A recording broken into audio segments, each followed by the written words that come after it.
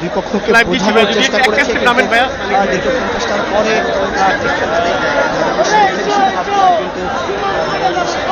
কলেজের নাম শুনলে বললে নিউ মার্কেটের সবাই কাইপে উঠে কই আসবে কই।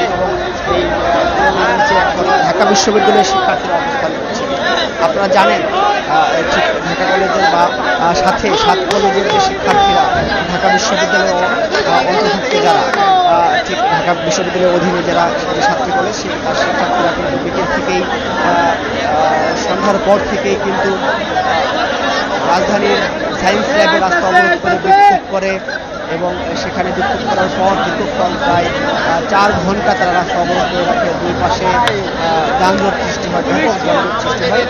সেখানে তারা ঠিক আন্দোলন করে 10:30টার সময় কিন্তু সংবাদ সম্মেলনের কথা বলেন। সেখানে কিন্তু নতুন কর্মসূচি ঘোষণা করা হয়। তারা বলছিলেন যে তাদের সাথে অভিযোগ করছিলেন পুলিশ ভিসি যে অসৎ আচরণ করেছেন বা তারা বিভিন্ন সময় পুলিশ ভিসির কাছে দাবি নিয়ে গেলে তাদের সাথে কথা বলেন না। সেই জায়গা থেকে তারা কিন্তু দাবি করছেন যে এমন আচরণ বন্ধ করার পাশাপাশি আজকে যে আচরণ করা হয়েছে সেটির জন্য ক্ষমা চাওয়ার কথা বলছেন, পাশাপাশি 5 দফা দাবি মেনে নেওয়ার কথা বলছেন। সেই দাবিতে সেই দাবি পূরণের জন্য কিন্তু সেখান থেকে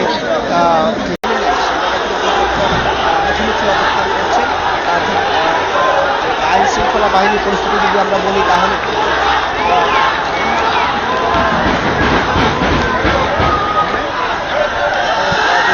পাশাপাশি অবস্থান করছে। এই ছিল আমাদের কাছে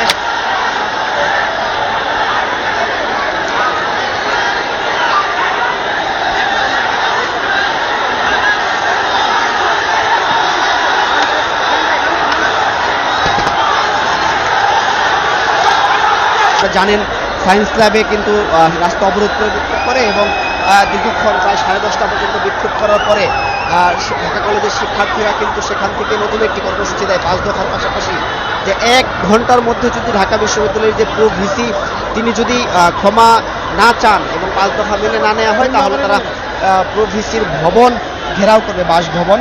তার পরবর্তীতে তারা কিন্তু ঢাকা 7 কলেজের শিক্ষার্থীরা ঢাকা কলেজে প্রবেশ করে এবং সেখান থেকে প্রায় কয়েকশো শিক্ষার্থী মিলে কিন্তু নীলক্ষেত হয়ে এই গণতন্ত্র মুক্তি তোরণের নিচে অবস্থান করছে এবং সেখানে তারা স্লোগান দিচ্ছে এবং ভিসি ভবনে যাওয়ার চেষ্টা করছে। এখানে কিন্তু পুলিশ ব্যারিকেড দিয়েছে, পাশাপাশি আপনারা দেখছেন পুলিশের অবস্থান।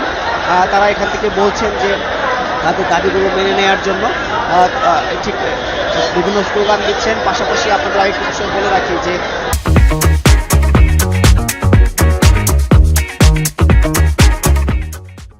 ঢাকা এই প্রবেশ মুখেই ঠিক হাতের বাম পাশে কিন্তু স্যার এফ রহমান হল, অর্থাৎ যখন তারা প্রবেশ করার চেষ্টা করেছে এফ রহমান হলের ঢাকা বিশ্ববিদ্যালয়ের শিক্ষার্থীরাও কিন্তু সেখানে বের হয়েছে। তারা বারবার বলছেন যে ঠিক এই মধ্যরাতে এই প্রবেশটিকে তারা ভালোভাবে দেখছেন না। তারা বলছেন যে এভাবে অন্য একটি শিক্ষা প্রতিষ্ঠানের শিক্ষার্থীরা মধ্যরাতে বিশ্ববিদ্যালয়ে এভাবে নীতি নিয়ে প্রবেশ করাটা তারা বা থামানোর চেষ্টা করছেন, তারা সামনে এসে বোঝানোর চেষ্টা করছেন এবং ঢাকা কলেজের শিক্ষার্থীরা কিন্তু বলছেন যে আমরা পাশাপাশি দুটি প্রতিষ্ঠানের শিক্ষার্থী, আমরা শিক্ষার্থী ভাই ভাই।